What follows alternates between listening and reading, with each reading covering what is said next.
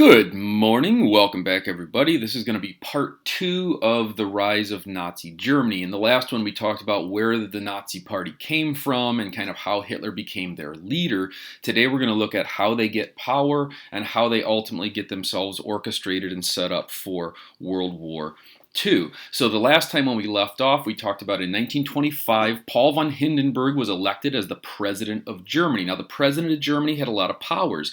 He could dissolve the Reichstag. He could call for new elections. He had a lot of he didn't run the government, but he was supposed to be there to look out for the best interests of Germany. And since people trusted Paul von Hindenburg because he saved them from Russia in World War I, things stabilized, Hitler went to prison, and things really did get better towards the end of the 1920s, right? We got the Kellogg-Briand Pact, where all the big countries in the world said that they were no longer going to use war. Germany's economy stabilized with the Locarno agreements in October of 1925, and pretty much the Nazi Party faded. So when we look at the number of seats in the Reichstag, here you can see in 1928, the Nazis only had 12 seats. The Communists had 54. Nobody was really interested all that much in big, extreme, radical change until, of course, the Great Depression hit. When the Great Depression hits, foreign people stopped investing money into Germany. Everything dried up. The money dried up. The economy went south. People started getting laid off. People started getting fired. And of course, when things go really, really, really bad, people want Superman to come and save them. And Hitler was the one that promised to be that Superman. So in March of 1930, the government fell apart. And ultimately, people started to fight about who was going to be the new leader. And as you can see here, from the number of seats the Nazis won in 1930, both the Nazis became much more massively popular, and people started turning more towards communists as well to solve their problems. So there's this kind of movement away from the middle ground towards the more extreme ground on the outside. And so people in Germany really started to get worried about especially a communist revolution. They were worried that things in Germany were going to end up going the way that they had in Russia when it became the Soviet Union. And so people got really, really concerned by this. And the Nazis, of course, were appealing to the people who were in the worst position and in the worst shape. And of course, there's a lot of those types of people going around during the course of the Great Depression. Now, the thing that scared people more than anything else, and we'll come back to this chart here in a second, the thing that scared people more than anything else was not the rise of Hitler, it was the rise of communism. People were afraid that the communists were going to have a revolution, and since Hitler hated communism, people started to join the Nazi Party in absolutely enormous numbers. And so since communism was seen as the bigger threat, right, so as you can see here, as the unemployment rate goes up, the share of the Nazi vote goes up massively as well. And what happens is people get so concerned that there are going to be there's going to be a communist revolution that essentially President Hindenburg steps in and says, okay, we can't have the government fighting about what to do. I'm going to give the Chancellor of Germany, the guy who's in charge of the government, kind of like the Prime Minister, you could think of it as, I'm going to give him, his name was Heinrich Brüning, I'm going to give him emergency ruling powers to rule basically without having to talk to the government about it.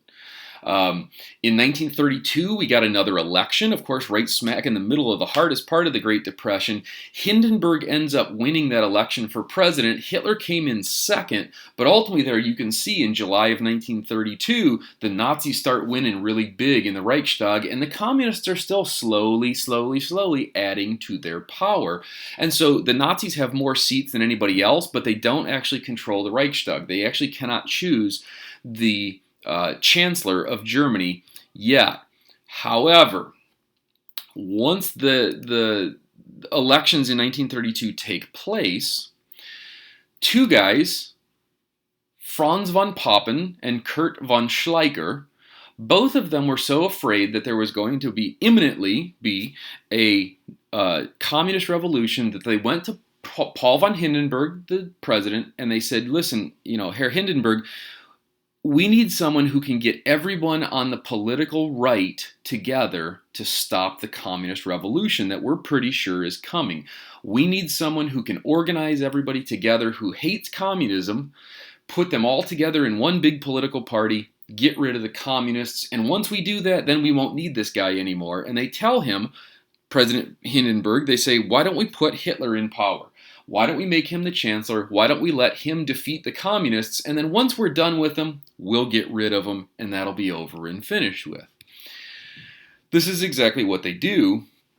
And so on January the 30th of 1933, President Hindenburg offers Hitler the chance to form his government under the Nazi Party leadership, and Hitler agrees to do this.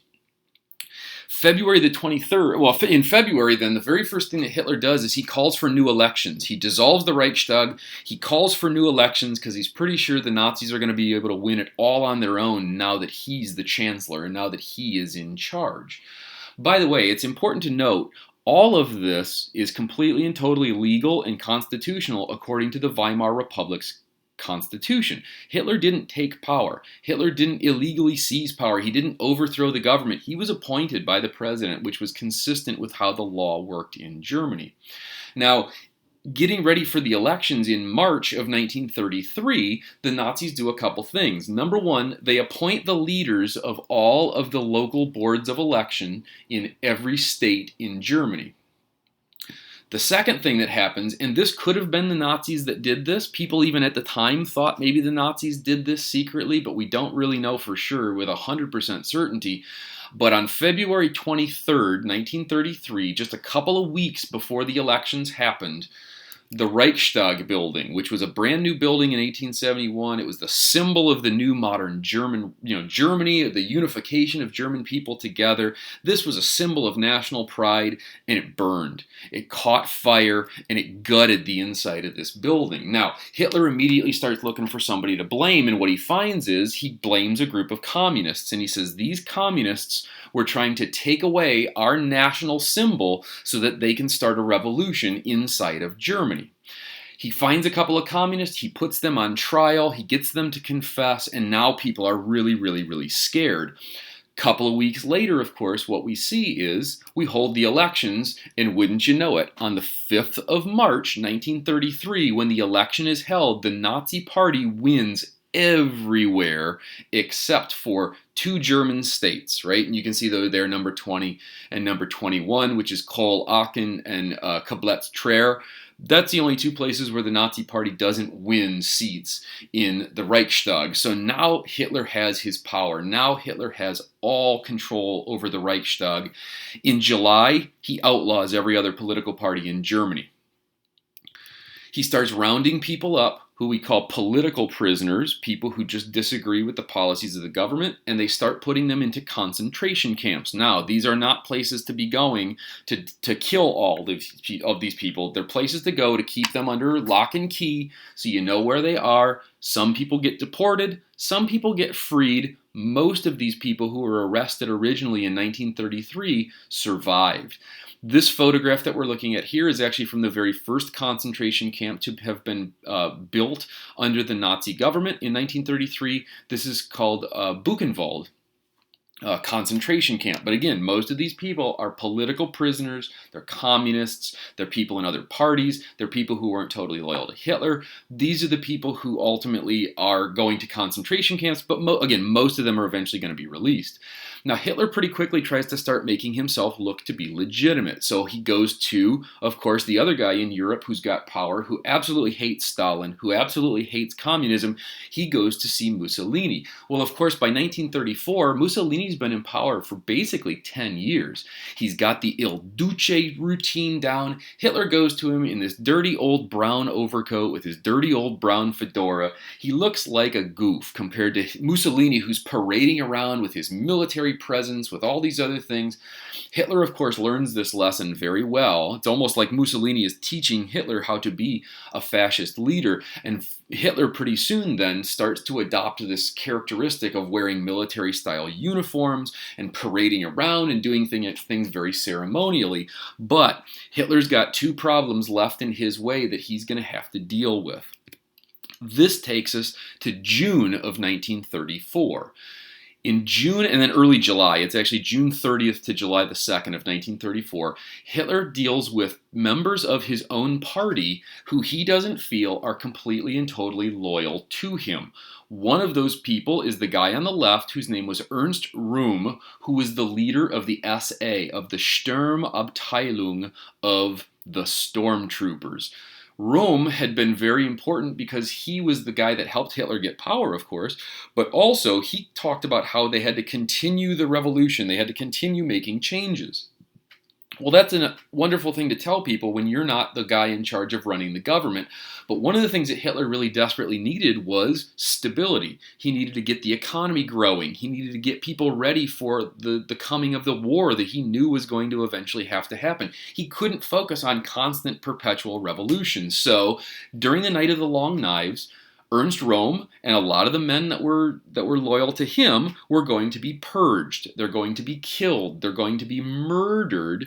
And Hitler's going to replace them with people that are completely and totally loyal to him. So we can see up here in the top right-hand photograph the new leadership of the Nazi Party. So you've got, of course, Adolf Hitler. You've got Hermann Göring. You've got Joseph Goebbels, the only educated Nazi. He is going to be the minister of propaganda who's supposed to convince people inside of Germany that Hitler is the man with the plan and that he's got all the answers and to follow him. Next to Joseph Goebbels, we've got Rudolf Hess, who is the deputy Reichsfuhrer. He's basically like the vice president of Nazi Germany. The other big guy that we get out of this is Heinrich Himmler, who is put in charge of the Schutzstaffel, or what we call the SS. Now the SS, these guys are totally and completely loyal to Hitler. They're not loyal to the party. They're not loyal to Germany. They're loyal to Hitler. To be a member of the SS, you have to be a pure-blooded Aryan. You've got to be a pure-blooded German. And these guys are the ones that are dressed all in black. They take positions in the government. And basically the SS becomes the way the Nazi Party takes control of all of the different elements of the government, is because they've got SS guys directly in charge of all of that stuff. Now, that takes care of one of Hitler's problems, and one of Hitler's limitations on his power is he purges members of his own political party. At this point, by the time we get to July of 1934, there's only one person in the whole world that can stand up to Adolf Hitler, and that's the president of Germany, and that's Paul von Hindenburg. On August the 2nd of 1934, President Hindenburg dies in office. Now, I have never seen anybody, ever, make the claim that Hitler had him killed. He was an old man, but as far as anybody can tell, at least, as far as anybody knows, Hindenburg dies in office of natural causes. On August 2nd, then, Hitler not only honors President Hindenburg, who has just recently died, but he also goes directly to the people of Germany. And what he tells them is, I think that what we should do is combine the two offices, combine the office of President and Chancellor together into one new office called the Fuhrer. Now, in German, Führer is a word that's still pretty commonly used other than in politics, because Führer just means leader.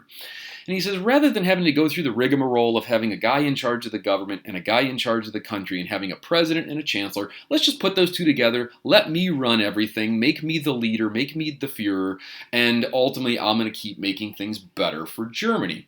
He asked the people of Germany to approve this change, and by an 80% majority, he got this plebiscite, which is, again, a yes or no vote of the people. 80% of the people in Germany said, yes, we support the creation of the new position of Führer, and we support Adolf Hitler in ultimately leading Germany into something better. So that's August of 1934. Hitler now has complete and total power over Germany. So what are the things that he's going to do? First of all, of course, he's going to start immediately violating the Treaty of Versailles. He starts reconstructing the German army. He starts opening up the German economy. He starts really openly defying the Treaty of Versailles. Now, most people at the time looked at this and said, listen, Hitler's just a politician like anybody else. He talks a big game, but he really doesn't, he's not as extreme as he seems to be. Plus, a lot of people really did feel bad about the Treaty of Versailles, and so they said, you know what, kind of let him do his thing, let him, get Germany back on its feet, let him go, this is okay. Now, other people were, of course, screaming at the top of their lungs that this is completely and totally awful, and this guy really means what he says, and he's dangerous, we need to do something about it. One of those people's name was Winston Churchill, who was a member of Parliament in the United Kingdom. But everybody looked at Churchill and said, oh, Mr. Churchill, you're crazy. You're just a warmonger. You're just trying to scare everybody. He doesn't really mean what he says. Hitler doesn't really intend to, he'll never start a war. Nobody wants a war. After all, that's what World War I was all about, right? They called it the war to end all wars. But once Hitler gets this position of Fuhrer, now there's nothing to stand in his way. So a couple of things that he does that are important of his policies. Number one, universal compulsory military service. Everybody is now eligible to be drafted into the German military. Number two, massive rearmament. Number three, we're going to start targeting Jews and Jewish businesses in particular. So all the way back to April of 1933, Hitler encouraged, although he couldn't legally make it the law, he encouraged a boycott, a national boycott of all Jewish and Jewish-owned businesses in Germany. Now that we're into the end of 1934, and of course into 1935, even more so, Hitler's going to start using the law to take away the rights of Jews. In September of 1935, Hitler creates a new set of policies which are called the Nuremberg Laws, which specifically remove the rights of Jewish people inside of Germany. So here we can see a chart that exemplifies how this Nuremberg Laws worked. On the left, you can see what are called Deutschblutiger, which means people of German blood. So basically what you see here is like an ancestry chart, and how many of your ancestors could be Jewish and you would still be considered to be a German, versus people who are Mischling, people who are in the middle, right? There's two different grades of people in the middle. You got grade 1 and grade 2. They would have different levels of rights inside of Nazi Germany. The right two columns are Jude, which means Jews, right? These are people whose ethnicity is such that they're going to be considered to be Jews, and they're going to lose rights. They're going to have to wear the Star of David on their outer garments when they go out into public to identify themselves as being Jews. They're not going to be able to leave the country. They're not going, it's very difficult for them to legally leave the country and then come back, really. They could leave, but they really couldn't come back anymore.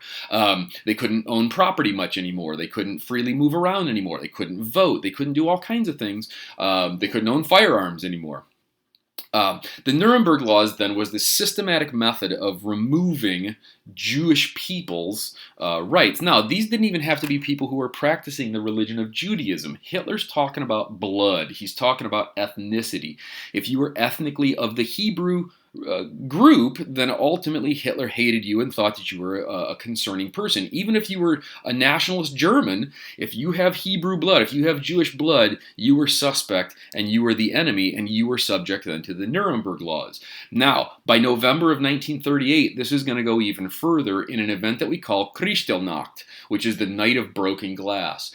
During this particular event, what we see is that members of the SS and members even of the government go around to different Jewish places and they destroy them. So what we're looking at here is a picture of the fire that gutted the largest synagogue in the city of Berlin in November of 1938. When the fire department showed up, the story goes that they said, oh, I'm really sorry that your Jewish building is on fire, and they started spraying water on the buildings around it so that it didn't catch the other buildings on fire, but they basically let the building burn. In addition, we see that Jewish businesses are targeted, and we also start seeing the first large-scale roundup of Jewish people in November of 1938 after Kristallnacht, which here we see the very first group of Jewish people who were arrested specifically because they were Jewish being sent to the Dachau concentration camp. Hitler's goal at the time, though, at least if you read Mein Kampf and if you look at what he's actually saying in 1938, is these people need to be removed from Germany. These people need to be kicked out of Germany. He's trying to deport them. And if you read in Mein Kampf, what he talks about is specifically that the people who are not German should be sent to the other side of the Ural Mountains to give us, the German people, living space, Lebensraum. And so that kind of sets us up then for Hitler is now a totalitarian Nazi fascist dictator. He's got all the power in Germany. He's ready to go to start executing his ideas and to start really openly violating the Treaty of Versailles, which is how we're going to get into the next topic, which is, of course, World War II, which will be the subject of the next video, is the causes of World War II, the road to World War II, what events lead us into actually having to have a war. So again, I hope everybody is still staying safe and staying healthy. I know that the governor just issued orders that our distance learning is going to continue until May the 1st at the very earliest. After that is when I'll see you guys next, if I end up seeing you at all. So if you guys are having any questions, if you're having any problems, please shoot me an email. Please let me know on the Google Classroom, and I'll see you guys in the next video.